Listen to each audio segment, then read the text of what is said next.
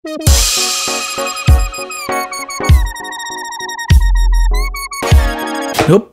what's up? This is Rain Manguera and this is the CMF Phone 2 Pro unboxing at unang impression. So, tetest na natin siya agad, don't worry, kahit unang impression pa lang ito.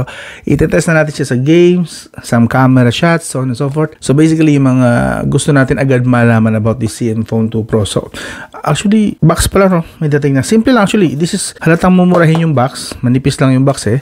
Pero yung design kasi cute. Hindi mo isipin na pambangketa lang siya, no? Nice. And then syempre bubuksan natin. Sealed pa to. Yun. Dali na siyang buksan ngayon, ha? At eto na nga. Ooh. Welcome to nothing. Welcome to nothing. Pag-isipin mo, welcome sa wala. Tingnan natin kung ano laman. Siyempre, isa to sa mga nating phone. As usual, charging and data cable lang ang kasama. And of course, we have the manual. Walang charging brick dito. Yep. Sadly. Pero the good part, lahat ng nating phone, tested ko na gumagana sa kahit anong charger mostly. At least basta original mga charger. And with my preference, gun charger po, solid. Mabilis po sila mag-charge sa gun charger. Not bad. So compatible sa gun charger. And this one, we have the quick start guide and the orange pang sundot. Alright, how about here? What do we have here? We have a transparent jelly case. That's it. Walang accessories this time, kagaya last time. Anyway, eto na po lahat yan. Yun. So, ito po yung kasama sa box na magagamit nyo and accessories ng CMF Nothing Phone 2 Pro. Okay, let's start. Okay, now buksan na natin. You know. And here we go. Ang ganda. I like it. Similar sa original, the CMF Nothing Phone 1. Yeah, familiar siya actually. Looking familiar pa rin naman siya, like the CMF Phone 1. But this one, of course, kita natin yung difference. We have triple camera na ngayon. And dual tone na siya. This reminds me actually of the earlier Pixel phones, if I'm not mistaken. Let me check muna saglit, ha. Effort pa ako, meron nga pala akong Pixel 1 dito. Yes, this one. Yes! O, diba? Hawig ha, hindi ko not saying ano, pero I think we all know kung saan galing inspiration. Okay? Ganda. So, I wonder kung natatanggal pa rin ito. Pero nakita ko kasi, alam ko natatanggal eh. Ayun. Igaganon lang siya ng konti. And there goes. The sad part is wala na yung mga accessories dito. Kasi nabenta ko na yung unang CMF Phone 1. Dito lang. A few weeks ago lang. Recent lang. Yeah, similar din. Okay. Sadly, wala nga tayong accessories para matest yung mga bago niya accessories. Kasi last I checked, meron daw na lens, isang macro at isang ultra wide, if I'm not mistaken. That one. But anyway, konting na lang tayo kung anong meron tayo na ngayon, ha? So, meron tayo, andun pa rin yung mga tornillos. I believe same pa rin ng slot yung mga tornillo na to, especially dito sa baba na part. And then, sa gilid, nandito yung volume rocker. Okay, good. Wala po iba nakalagay. Sa taas, meron tayo ditong, I believe this is a noise cancellation mic. And dito sa right side, power button. And of course, yung bagong feature ni Nothing Phone, the essential button. Kung saan, parang instant, one click na journal na siya. Journal like anything na maisip mo i-record, whether notes or voice, pwede po, direct. Dito sa baba, check na rin natin, meron tayong hybrid. In fairness, hybrid siya. Pwede dalawang SIM, walang micro SD card, or isang SIM lang, pero pwede ka na maglagay ng micro SD card. I believe yung the first one is walang ganitong feature. Meron ba? Correct me if I'm wrong na lang, pero yun ang naalala ng memory ko. But this one, hybrid na po siya. Again, 2 SIM, walang micro SD card, or 1 SIM, pwedeng lagyan ng micro SD card. Siyempre, lagyan na rin natin ngayon ng SIM card para diretso mamaya matest. Saglit yung mobile data niya. Yun. We have the main microphone, USB Type-C 2.0, and the speaker grill. If I'm not mistaken, single speaker lang yata ito. Wala yata siyang loudspeaker dito sa taas, but we can check later. And that's it. This is the CMF Phone 2 Pro by Nothing. You know, ganda. At least may konti siyang distinction sa iba, no? Not really a new concept, but still, hindi mo pagkakamala na ibang phone ito. Kahit pa paano masasabi natin na may sarili siyang identity. Now, let's turn this on for the first time. You know, hello. English tayo. English Philippines. And here we go. Setup ko muna saglit. Balikan ko kayo. Okay, so we did some initial testing. So first of all, diretso tayo sa camera muna. So gallery. So selfie shots actually decent naman as expected na rin naman sa CMF Phone 2 Pro. Okay naman, decent naman to. Okay yung, what do you call this, yung blur effect. Almost perfect din yung edge detecting niya sa mga sa gilid ng subject. Okay naman. Again, very acceptable. Tsaka yung saturation niya sapat lang para sa social media. Actually, social media ready naman talaga na siya.